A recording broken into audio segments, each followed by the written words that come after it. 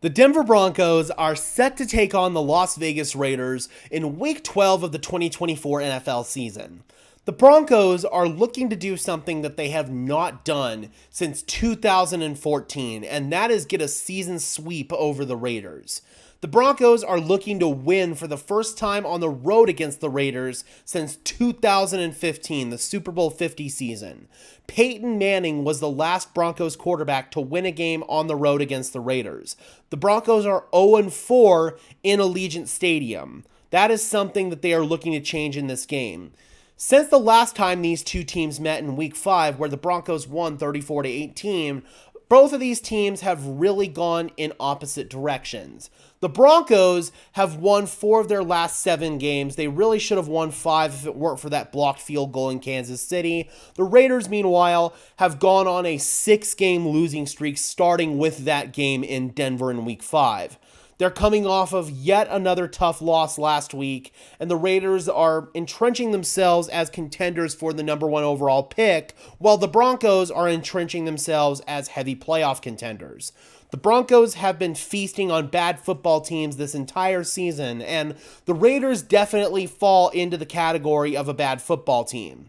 The Broncos should have honestly had a better game than they did in Week 5 against the Raiders. They won 34-18, but it started off a little slow. The Raiders jumped out to a 10-0 lead. Pat Surtain had that 100-yard pick 6 on Gardner Minshew, and ever since that moment, both of these teams have gone in opposite directions.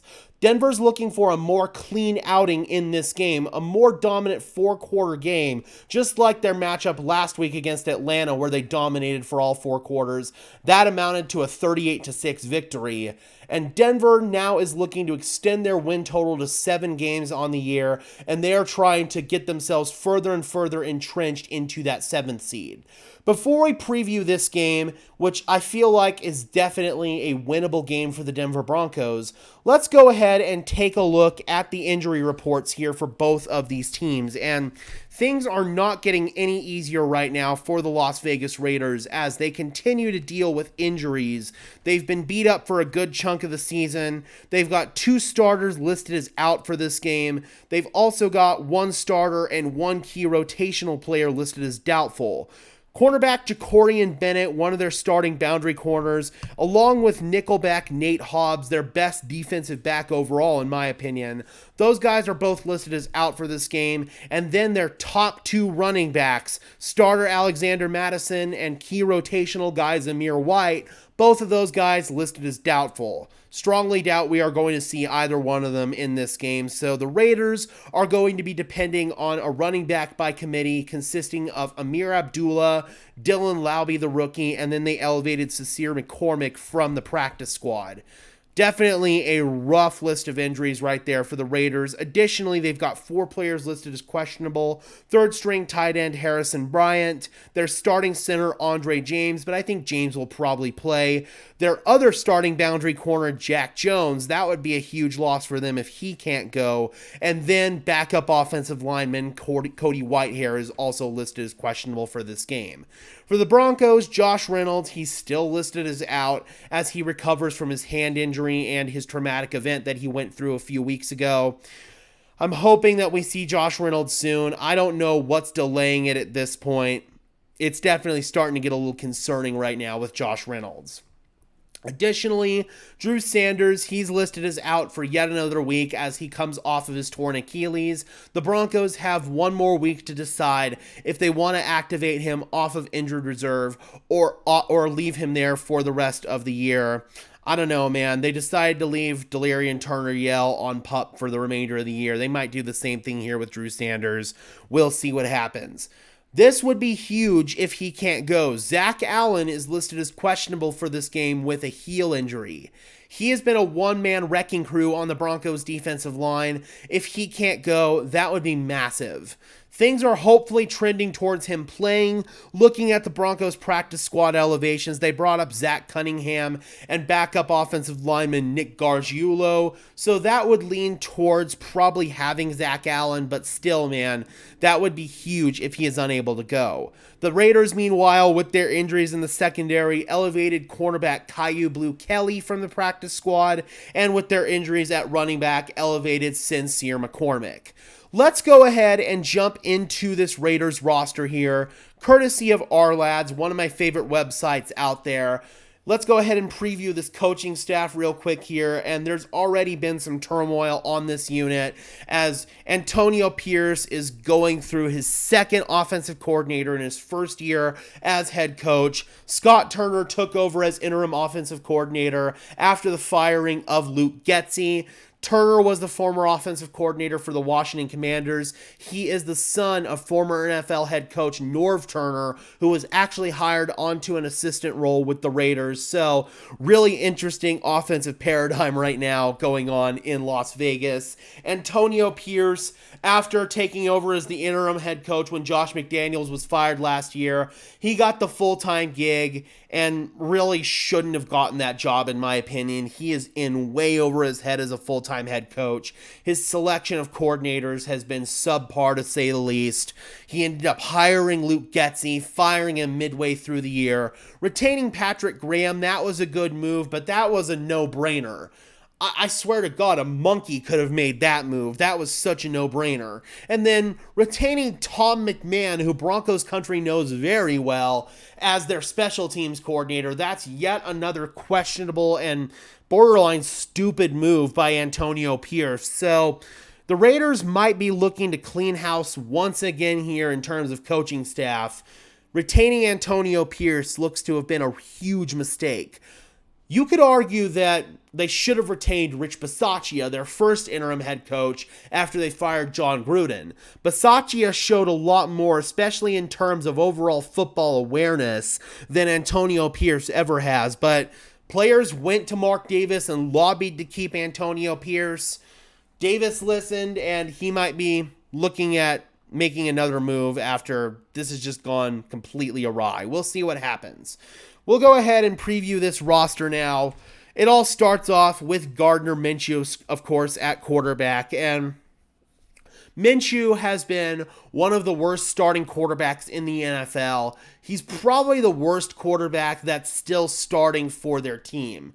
All the other bad quarterbacks in the NFL have been benched, or even in some cases, like Daniel Jones, have been just flat out cut. Minshew is just continuing to flounder here in Vegas, and they don't really have a better option that they could turn to.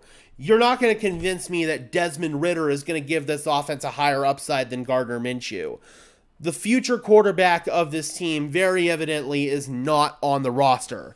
As far as Minshew on the season, he's completed 67.4% of his passes, 1,783 yards, 8 touchdowns, 9 interceptions. He's had 3 big-time throws and 9 turnover-worthy plays per Pro Football Focus, so he's not getting a whole lot of explosive plays through the air, and he's putting the ball in harm's way quite a bit.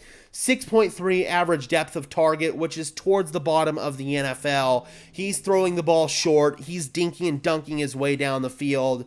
He crumbles under pressure. 24.8 pressure to sack percentage, which is the third worst in the NFL. When he's under pressure, he's got a 43.3% completion percentage, 357 yards, 4 touchdowns, 2 interceptions, no big-time throws, and 4 turnover-worthy plays. And when you look at his touchdown throws when he was under pressure, a lot of them were just 50-50 balls at the beginning of the year when Davante Adams was still there, and Adams was bailing him out, and then a couple of them were from Brock Bowers. Other than that, Minshew has been completely inefficient when he's under pressure, and that's obviously good news for the Broncos as they're one of the top pressure teams in the NFL.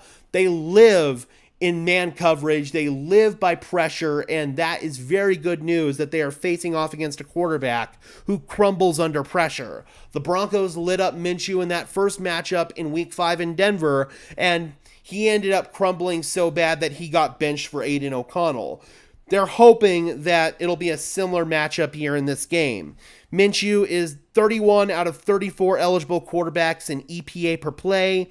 He's got a 46.6% success rate, which is 20th in the NFL. He's 22nd in completion percentage over expected, 31st out of 34 in air yards. 18 out of 26 Minshew sacks this year came when he was not blitzed, so pressure with a four-man rush. The Broncos will be looking for guys like Nick Bonito, John Franklin Myers, Zach Allen if he plays, Jonathan Cooper, all of those guys to win their one-on-one matchups up front against a overall suspect Raiders offensive line. If they can do that and generate pressure on Minshew with a four-man rush, then he will crumble like a house of cards. Looking at this receiving core here for the Raiders, ever since they traded away Davante Adams, their top wide receiver has been Jacoby Myers, but their top receiving option overall has been Brock Bowers, who has had a very good rookie season, and I think that's not doing it justice, honestly. He has been incredible this year. 70 catches, 706 yards, 3 touchdowns, 8 big plays through the air for Brock Bowers. It's not often that you see a rookie tight end come in and have this level of success right out the gate. The Broncos passed on Brock Bowers to take Bo Nix, which I ultimately believe was the right decision, but both teams ended up getting really good players, and Raiders fans will definitely be gloating about Brock Bowers for several years to come. He has been absolutely incredible. He's got overall just the highest upside out of pretty much anybody on this Raiders offense. I think that if there's one building block long-term for the Raiders, it's going to be Brock Bowers on the offensive side of the ball. Jacoby Myers, their number one wide receiver, 43 catches, 458 yards, 10.7 yards per catch, 2 touchdowns, 5 big plays. They've got Trey Tucker, who's a speed merchant out of the University of Cincinnati. He can give them some big plays through the air, 28 catches, 285 yards, 3 big plays through the air, 1 receiving touchdown. So Trey Tucker is definitely one guy to keep an eye on here on this Raiders team. They've got DJ Turner as well. He's another guy that can make some plays happen. He's got over 100 yards on the air this year. Then they've got Ramel Keaton. He's somebody who's kind of been bouncing around a little bit on this offense. He's had a couple of roles here or there, but I'm not really concerned about him overall making plays in this game. There's one guy that I'm concerned about, and that is Brock Bowers, especially with both of their starting running backs out. I don't think that this Raiders run game is going to be very efficient. The Broncos are going to be basically asking Gardner Minshew to beat them through the air, and the one guy that Minshew is going to look to lean on is Brock Bowers.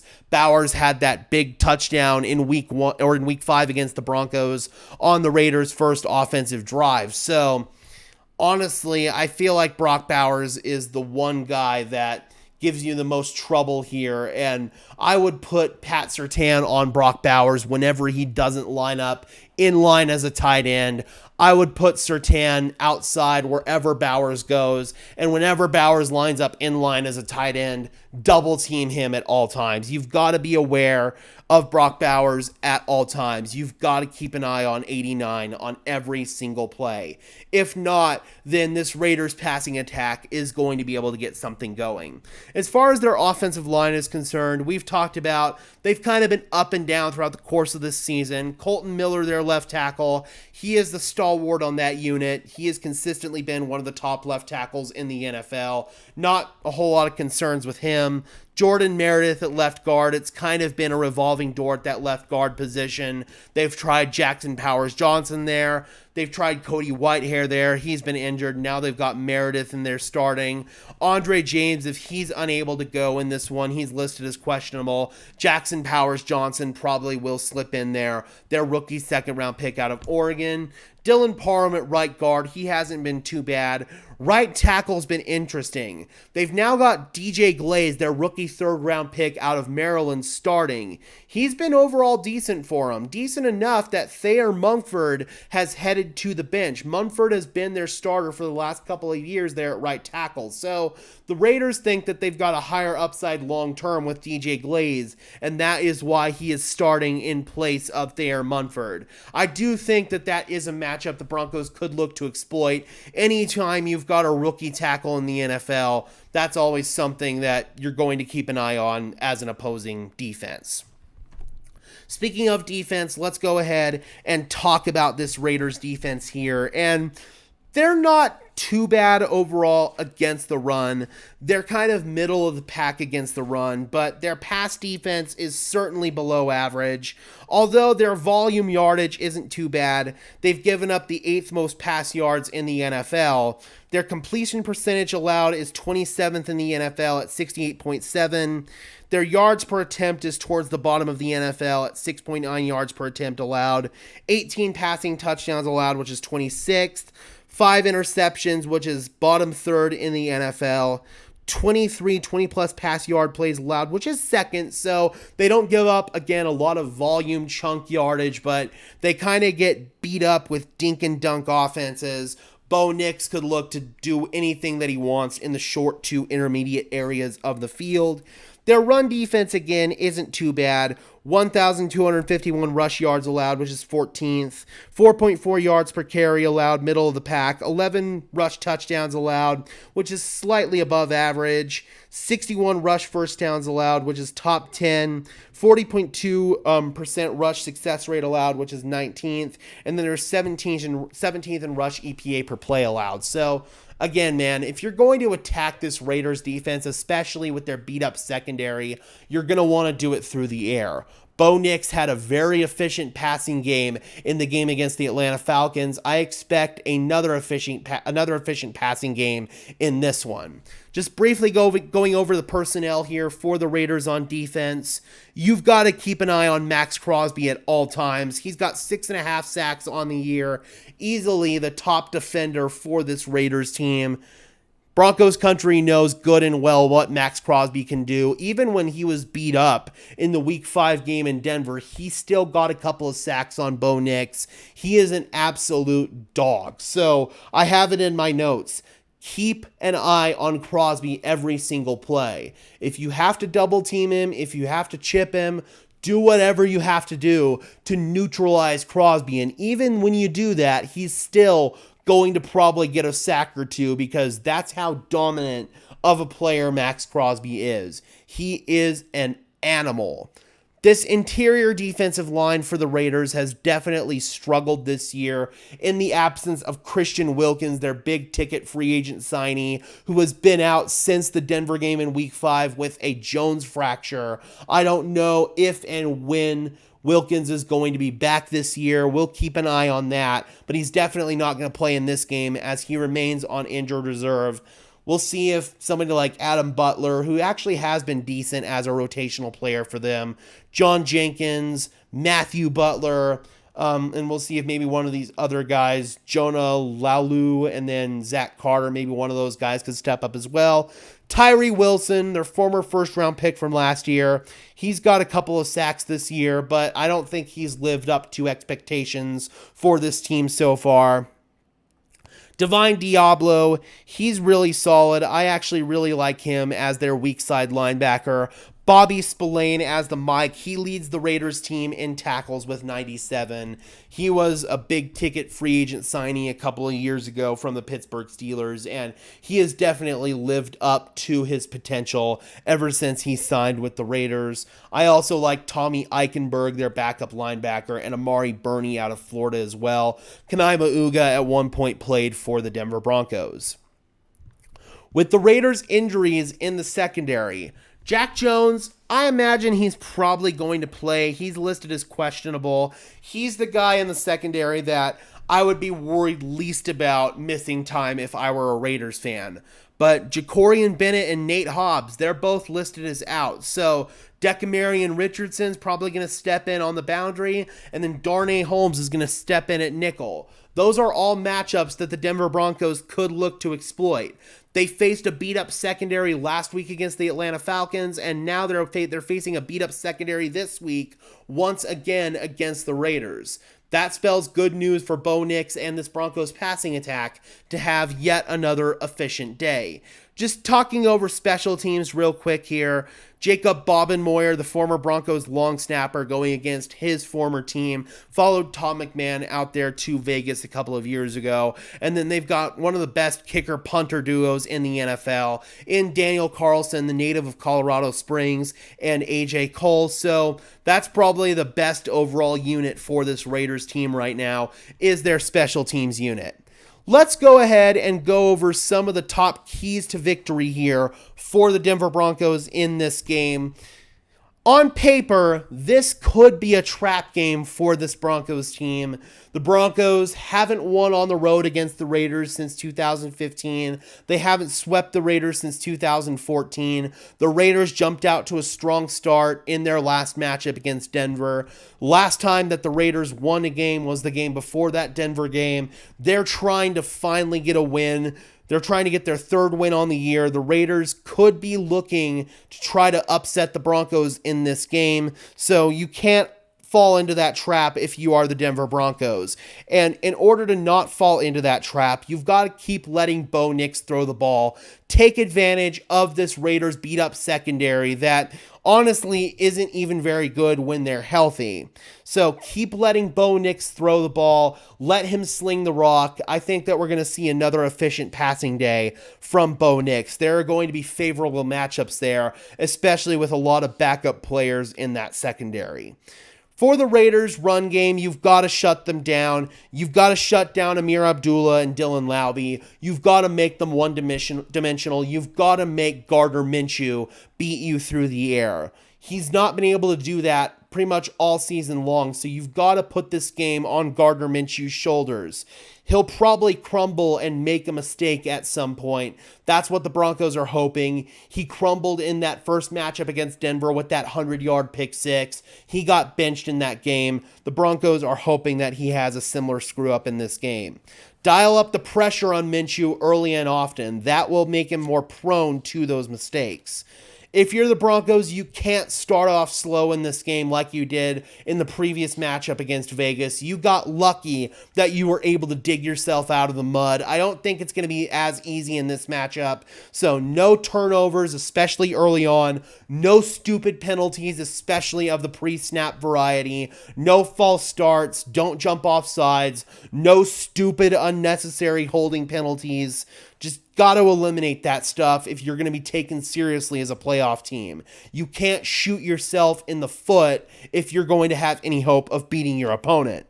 Continue to set up plays for Marvin Mims out of the backfield. The Broncos, for a third straight week, built off of Marvin Mims in the backfield. This time, they got a couple of explosive plays out of it. They got that wheel route to Marvin Mims out of the backfield. So I think we're going to see more explosive looks out of that look with Marvin Mims in the backfield.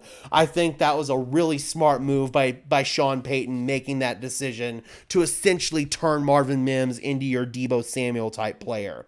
I already talked about putting Pat Surtain on Brock Bowers whenever he's not lined up as an inline tight end, and Bowers will go everywhere. He'll split out wide, he'll go into the slot, he'll play inline as a tight end. You have to be aware for a lot of different stuff with Bowers.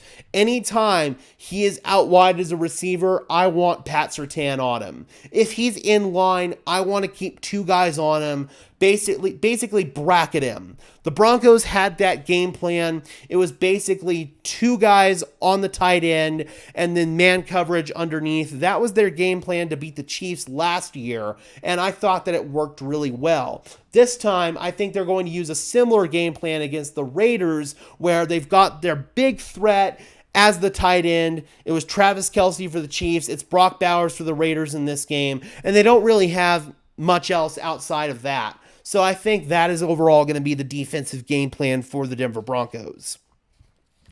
Whenever PS2 is on Bowers, I do want to keep an eye on some matchups. Riley Moss on Jacoby Myers, and then Jaquan McMillan on Trey Tucker. Those are both one-on-one matchups that I definitely am going to want to keep an eye on. Overall, this Broncos team should steamroll this Raiders team. The Raiders are contenders for the number 1 overall pick. The Broncos are contenders for the playoffs. Playoff teams, they eat bad teams for lunch, and the Raiders are a bad football team, and it is for that reason that I am picking the Broncos to win 34-10. I think the Raiders will score a garbage time touchdown out of pride, but the Broncos should steamroll this team. They should pick up their 7th win on the season, and they should further entrench themselves into playoff position. And I think that the Broncos overall just are a much better football team than the Raiders are. All right, Broncos country, let me know in the comment section below, what is your score prediction for this game? Do you think that the Broncos are going to be able to take care of business against this bad Raiders team? Or do you think that Denver is going to fall into a trap game? Drop those comments down below, guys. I would love to hear your thoughts as always. Be sure to leave a like on this video as well as subscribe and ring the bell so these videos appear in your notification feed. I would really appreciate it, guys. Those are both free and easy ways to show your support, helps tell YouTube's algorithm to push us out, and helps us get seen by more and more members of Broncos country just like you and me. And until next time, guys, I'm your host, Gage Madrid, saying peace out.